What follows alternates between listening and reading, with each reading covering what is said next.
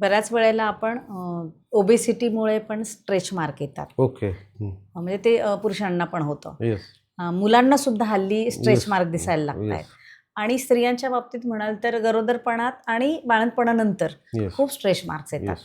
मग यावर पण असं काही प्रभावी आधुनिक उपचार पद्धती आहे का की जे पूर्णपणे बरं होतं? येस. स्ट्रेच मार्क पूर्णपणे 100% बरं होत नाही.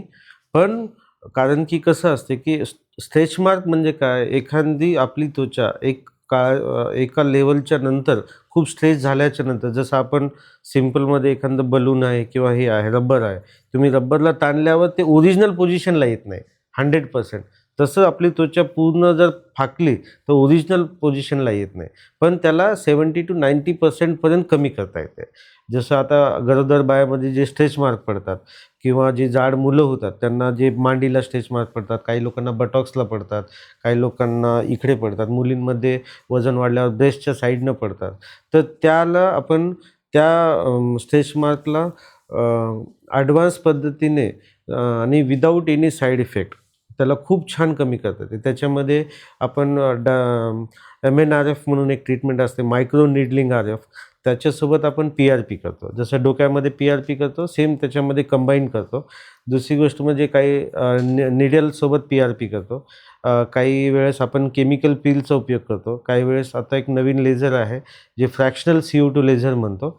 त्याला एक साधारणतः 2 ते 3 सेटिंगमध्ये आपण त्याला पूर्णपणे ऑलमोस्ट 60 to 70% पूर्ण रिकव्हरी होते तुमच्या स्ट्रेच मार्कची. फक्त एवढंच की पेशंटला सुद्धा त्याची काळजी घ्यावं लागेल. जसं की पेशंटचं वजन खूप फ्लक्च्युएट होऊ नये. पेशंटचं वजन स्टेबल पाहिजे. थोडंसं एक्सरसाइज, प्राणायाम, योगा, त्याच्याबरोबर त्याचं डाएट, थोडंसं डाएट जर मेंटेन राहिलं आणि त्याचं वजन जर कंट्रोलमध्ये राहिलं तर तुमचं 70 to 90% स्ट्रेच मार्क एकदम कमी. आता काही स्ट्रेच मार्क फक्त गरोदर बायकाच्या त्यांच्यामध्ये नाही, तर काही मुलींना स्ट्रेच मार्कमुळं त्यांचा कॉन्फिडन्स लो होतो. मेनली आपण जसं मुली टी-शर्ट घालतात, ते टी-शर्ट घालायला लाजतात, शॉर्ट्स घालायला लाजतात. तर तुम्ही जेव्हा प्रोसिजर करतो, आता तर म्हणजे प्रोसिजर केल्याच्या नंतर ते एवढं चांगलं होऊन जाते की तुम्ही विदाऊट म्हणजे लक्षात येत नाही. लक्षात Even दुरून tone बघितलं येतो तर तो इव्हन skin टोन ला. येऊन जातो. दुरून बघितलं तर ते लक्षात सुद्धा येणार नाही की इथं स्ट्रेच. आता काही स्लीवलेस घालायला घाबरतात की इथं स्ट्रेच मार्क दिसायलेत म्हणून. त्यांना असं वाटते की बाबा स्ट्रेच मार्क दिसायलेत म्हणजे माझं थोडंसं एजिंग जास्त झाली का, असं मुलींचा कॉन्फिडन्स लो होतो.